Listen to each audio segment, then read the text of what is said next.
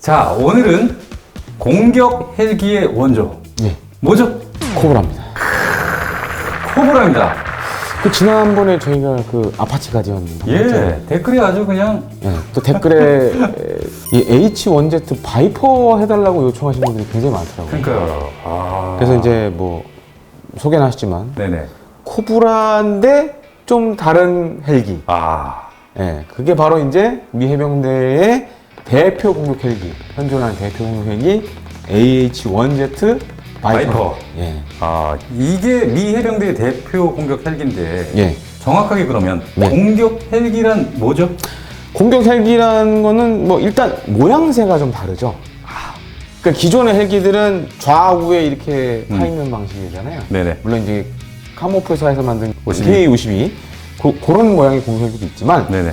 보통 이렇게 피탄 면적을 최소화하기 위해서 앞뒤로 조정하잖아요. 공격이 아파치도 그렇죠. 마찬가지고. 앞뒤에. 여기에다 이제 뭐 대전차 미사일, 로켓, 기관포 등을 탑재하고 적을 공격하는 목적으로 사용된 헬기가 바로 공격 헬기. 근데 이 원조라는 타이틀을 가지고 있는 공격 헬기는 네. 이 코브라가 유일한 거 아닙니까? 그렇죠. 전무후무하죠. 아. 그러니까 최초의 공격 헬기는 코브라라고 보시면 돼요. 이게 아마 개발된 게 베트남 전쟁 때 아닙니까? 그렇습니다. 이제 베트남전 관련된 전쟁 영화들 많이 있잖아요. 어우, 많죠. 그 중에서 이제 최고를 하나 꼽으라면 뭡니까? 지옥의 문신. 이야.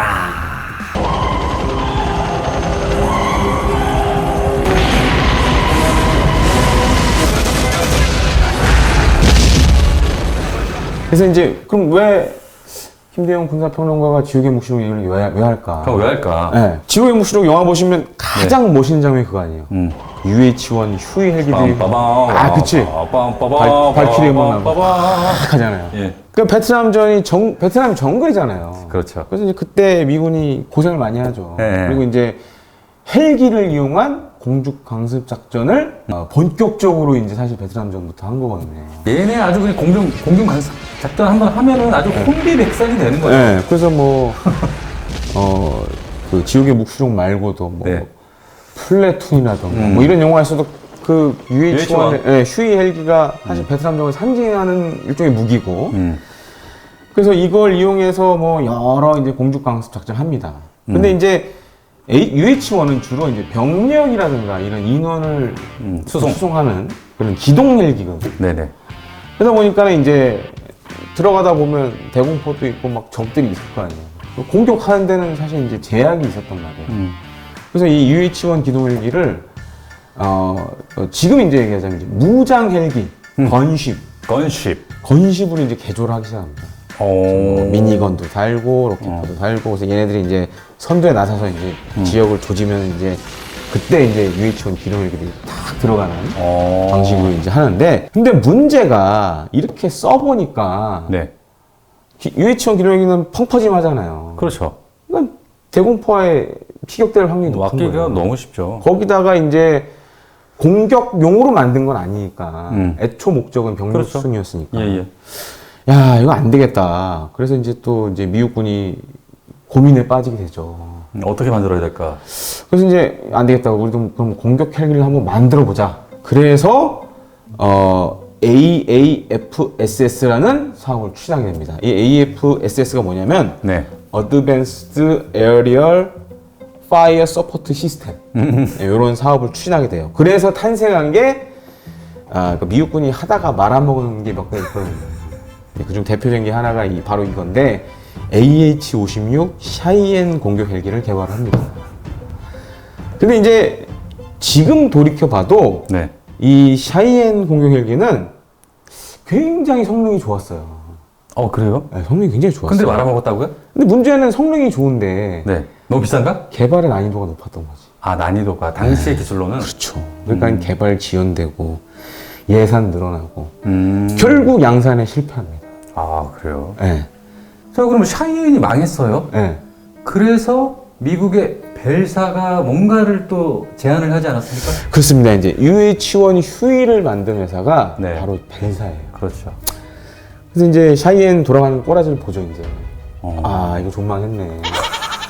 그래서 이제 망했네. 그래서 이제 벨사도 이제 샤이엔 하고 있을 때 네. 자기는 연구할 거 아니에요. 야, 이거 UH1을 이렇게 하면은 될 것 같은데? 좀만 이렇게 하면 돼. 네, 그게 바로 모델 209. 아. 그러니까 UH1을 기반으로 공격형으로 전환해서 만든 게 모델 209라는 게 있었어요. 이걸 이제 미육군에 쓱 던집니다. 그러니까 미육군이 보더니 샤이에는 이미 답이 안 나오고. 예. 그러니까 야, 이거 하자. 하자. 그래서 탄생한 게 바로 AH1G 휴이 코브라. 그러니까 UH1의 휴이, 그다음에 코브라가 결합이 된 거죠. 그럼 얘가 지금 뭐 AH1G라고 했는데 보통 그냥 AH1이라고 그러죠? 뭐 그렇게 되죠 이제. 그러니까 그 AH1 코브라 계열의 네. 가장 첫 번째 모델이 이야. H1G 휴이 코브라. 모양도 아주 그냥 잘 빠졌어요, 얘도. 그냥 보시면 이제 아마 PD님이 사진 올려주실 것 같은데 예. 휴이하고는 근본적으로 다르죠. 완전 다르죠. 얄쌍해졌죠. 네네, 얄쌍해졌어요. 그래가지고 이제 시행착오 끝에 요 휴이 코브라가 만들어져서 베트남으로 이제 보내집니다. 가는구나. 네, 근데 요 휴이 코브라는 지금 이제 코브라 하면 딱 떠올리시는 게 요 터렛건. 20mm 캐틀링건을 캐틀링? 가지고 있었는데 지금은 다 그거죠. 우리 네네네. 군이 가지고 있는 우리 육군의 H1S 코브라도 20mm 캐틀링건을 달고 있는데 네. 하지만 요때는 7.62mm 미니건하고 40mm 고속 유탄기한 총을 선택을 할 수가 있었어요. 옵션으로 요걸 달아야 되고 요걸 달아야 되고 뭐 이런 그래요? 식으로 돼 있었어요. 이 정도만 날아도 막강하지 않습니까? 뭐 거기에 달고 이제 로켓 화력이. 코드 달고 막 이러니까. 그래서 이제 전투기나 포병이 공격할 수 없는 지점의 적들을 이제 순식간에 제압을 하는 거죠. 그러니까 그러려고 헬기가 있는 거니까. 네, 그래서 이제 얘네가 먼저 가고 휴이가 이제 UH1이 뒤따라가는 그런 방식으로. 그리고 또 한 가지 이제 이 공격 헬기들 장점이 전투기하고 비교했을 때 어떤 장점이 있냐? 네. 얘는 이제 수직이 착륙이 되잖아요. 그럼요. 그러니까 이제 전선 가까운 데서 뭐 무장이나 연료 제거받고 다시 나가면 되잖아요. 그러니까 이러니까 이제 어떻게 보면 이제 공격의 템포가 굉장히 빨라지는 거죠. 착착착착 되겠네. 네, 그래서 북베트남군과 베트콩 소탕하는데 많은 활약을 하죠. 근데 그래서 이제 이 AH1G 휴이 코브라를 미 해병대도 사용을 좀 해요. 맨 처음에는 미 육군이 사용했던 네, 거죠? 근데 이제 해병대도 좀 사용하다 보니까 네. 야, 이거 근데 이제 미 해병대는 주로 이제 바다에서 육지로 나가 작전하잖아요. 그렇죠. 근데 H1G 휴이 코브라는 엔진이 하나야. 그러다 보니까 이제 해상 작전하는데 좀 불안한 거예요. 그래서 안 되겠다. 그래서 벨사하고 이제 얘기를 해보죠. 그래서 그럼 해병대 전용 코브라를 만들어야겠다. 업그레이드 되는 거죠? 아예 새로운 모델. 아예? 그러니까 이제 코브라의 족보가 미 육군용이 있고 미 해병대용으로 이렇게 갈리는구나. 갈라집니다. 그래서 베트남전 말기에 네. 요 AH1J C 코브라가 등장해요. C, 바다의 C입니까? 네, 바다의 C. 이야. 그래서 이제 베트남전 막판에 이제 나오는데 네네. 여기서 어떻게 보면 이제 코브라의 우리가 아이덴티티.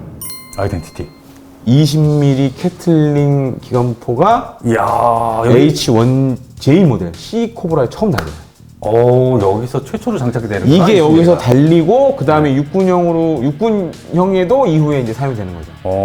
그러면 아까 얘기했던 AH1G 예. 거기에는 하지 못했던 그럼 엔진도 쌍발을 달게 됩니까? 그렇죠. 이제 해상 작전 때문에 쌍발을 달고 그다음에 우리가 지난번 아파치까지 하면서 살짝 말씀드렸죠. 네네네. 해상화 작업.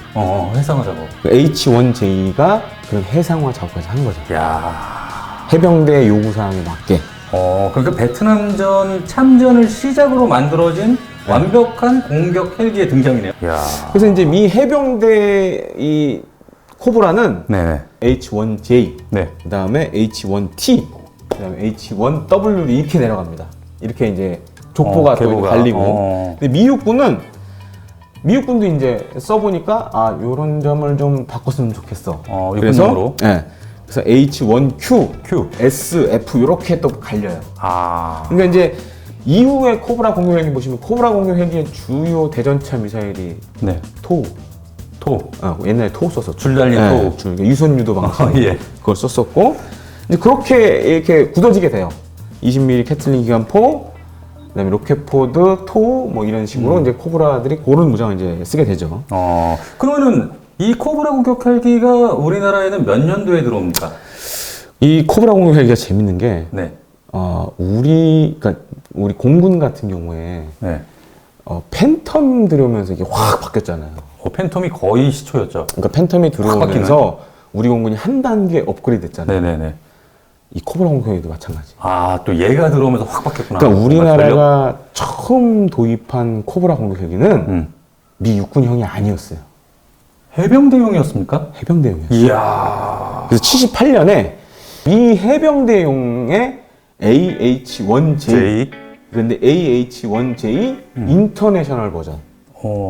인터내셔널 버전이 뭐냐면 네. 토우를 운용하게끔 그렇게 만들어진 모델. 아, 그래서 인터내셔널? 네. 그래서 H-1J-C 코브라는 토우를 운용 못했어요. 그냥 기관포 뭐 이런 그 쌍발 엔진 뭐 이런 거였지 전차를 잡는 미사일 장착하지 않았어요. 없었다. 근데 인터내셔널 버전에서는 이게 이제 토우가 있기 때문에. 그래서 우리가 8대를 도입을 합니다. 많은 양은 많이는 안 아닌데 되네. 근데 이거 잘 모르실 거예요. 네. 70년대에 동북아에서 네. 공격 헬기를 우리나라가 이 H-1J를 들으면서 처음 도입해요. 아. 그때는 일본이나 대만, 중국 뭐 없었어 다 공격 헬기가. 그러니까 이게 굉장히 당시로서는 우리 군이 정말 선진적인 선택을 한 거죠. 그래서 2004년까지 H-1J가 우리 육군에서 운용이 됐었어요.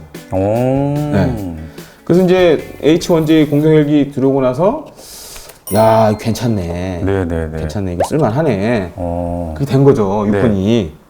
그래서 이제 근데 문제는 H-1J는 비쌌거든요. 비싸니까 그때 뭘 하냐면은 500MD 아시죠? 육군에 쓰고 있는 거죠. 네네네. 그 500MD, 그러니까 H-1J를 하이급, 그러니까 성능 좋은 그 공격 헬기를 보고 그 다음에 로우급으로 우리가 500MD를 들여옵니다. 아. 500MD가 이제 보시면 이제 토 달린 버전이 있어요. 네네네. 대전차 네. 버전인데 이렇게 이제 운용을 했었죠. 이렇게 시작을. 근데 이제 우리나라가 88 서울올림픽 때문에 네. 여러 가지 전력 증강 사업을 합니다. 이 올림픽이 또 테러를 또. 그렇죠. 올림픽 하면 주로 이제 테러, 대테러. 근데 88년 서울올림픽은 테러도 있었지만 네네. 이게 워낙 북한하고 그때 굉장히 남북한의 정말 그 쌀벌했죠. 경쟁이 네. 쌀벌했던 네. 시기 아니에요. 네. 그러니까 야 이게 북한 애들이 이 시기에 뭔 짓을 할지 모른다. 그래서 이제 88년 서울올림픽 대비해서 네. AH-1S 미국군에 쓰는 거 예. 요거를 도입을 합니다. 오, 미 육군에서 쓰는 거. 그리고 이것도 모르실 거예요 아마. 네. 그 이제 이 서울올림픽 때문에 코브라도 도입을 하고 네. 치누크 오. 두 개 사업을 그때 해요. 그 다음에 네. 지금 K1 전차 그 별칭 중에 하나가 88 전차잖아요. 네네네. 88 전차도 이제 올림픽 그 연관에도 있고. 그래서 당시에 이제 우리가 H-1S 공격 헬기 70여 대를 도입을 합니다. 육군형을. 네, 육군형 해병대용은 아니었고. 네네네. 그래서 88년부터 H-1S가 우리나라에 들어와요. 올림픽 때부터 이제 들어오고 91년까지 그게 이어집니다. 근데 이제 H-1S 이 코브라 공격기는 어떤 문제가 있었냐면 토우 대전차 미사일을 운용을 하지만 야간에는 할 수가 없어요. 깜깜해. 그러니까 이 조준경에 열상 장비가 없었어요. 당시에. 아, 당시에는. 그러니까 예를 들어 조종을 할 수 있죠. 야시 장비 이제 눈에 끼고 하면 되니까 그렇죠, 헬멧 그렇죠. 달고. 예. 근데 이 야간에 조준을 못 하는 거야 토우를. 근데 이제 그때 마침 그때 이런 코브라의 문제가 있으니까 열상 장비가 도입 장착된 그 조준 장치가 개발이 돼요. 그게 뭡니까? 그게 이제 바로 이제 C-나이트라는 조준 장치인데 C-나이트. 그래서 이제 기존의 그 토우 조준 장비에다가 열상 장비를 넣어서 야간에도 토우로 전차를 잡을 수 있게끔 그렇게 이제 조준 장치가 나와요.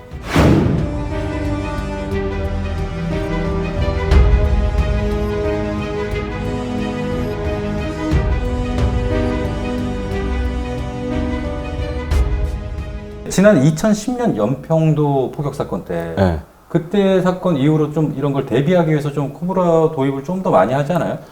아 코브라 도입보다는 네. 성능 개량을 합니다. 아, 개량을 더. 그러니까 왜냐면 이제 우리가 아까 제가 말씀드렸잖아요. 네.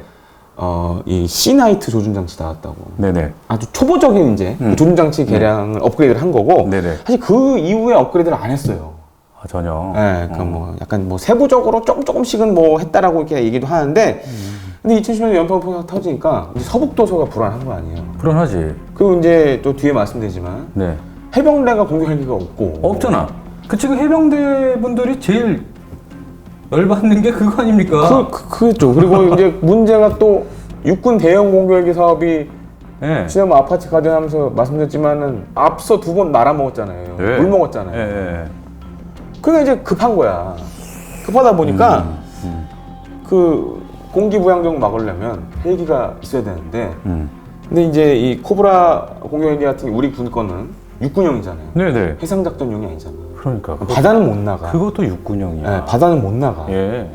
그래서 이제 그럼 이제 섬에서 오는 공기부양정을 공격하려는 그런 목적으로 이 지금 우리 육군이 가지고 있는 코브라 공격 헬기를 네. 서북도서 지역에 이렇게 순환 배치를 합니다. 아. 순환 배치. 육군형 코브라를. 네, 지상 여기 네. 밑에 있는 걸 섬으로 이렇게 로테이션하면서 이제 배치를 해요. 공기부양정 때문에. 그래가지고 근데 이제 뭐 북한이 워낙 그 대공 무기를 많이 갖고 있으니까. 네네. 야 이거 기존의 코브라 공격 헬기 생존 장비로는 안 되겠다. 그렇지. 그러니까 예를 들어서 이제 적외선 미사일을 방해하고 이런 체프 플레이어 뭐 이런 그다음에 감지하는. 네. 그래서 그런 장비들을 다는 아니고 네. 그렇게 임무 맡은 헬기들만 그 업그레이드를 해요. 그렇게 해서 뭐 계속 그 서북도서 쪽으로 성능 개량한 코브라 공격 헬기들이 로테이션으로 이제 임무를 하고 있죠. 그게 답니까 우리나라에서는? 그 정도밖에 안 했어요 개량을. 개량은 하긴 했지만 뭐 AH-1W나 AH-1G 같은 건 도입이 전혀 없었던 거죠? 그때 이제 근데 이제 대형 공격회사 이후에 하면서 네. 아파치 가디언 이제 아, 그 육군 쪽으로 넘어간 네, 거구나. 아파치 가디언 하면서 아. 그것도 이제 걔가 하니까 아. 그래서 이제 안 했는데 해병대는 없다. 네, 그래서 해병대 상륙공개에서 뭐 뒤에 말씀드리겠지만 이제 네. 그래서 이제 필요성이 계속 제기가 됐었죠. 네네. 그런데 AH-1G 네. 바이퍼의 전신은 AH-1W 아닙니까? 그렇죠. H1W 슈퍼 코브라. 슈퍼 코브라. 네, 그래서 이제 1985년부터 요 H1W 슈퍼 코브라가 이제 미 해병대에 이제 배치가 됩니다. 자, 그래서 AH-1Z 예. 바이퍼가 새롭게 태어났어요. 거의 아파치 동급. 아파치네. 동급. 엔진도 사실 비슷한 걸 써요. 걸프전 때 78대가 투입됩니다.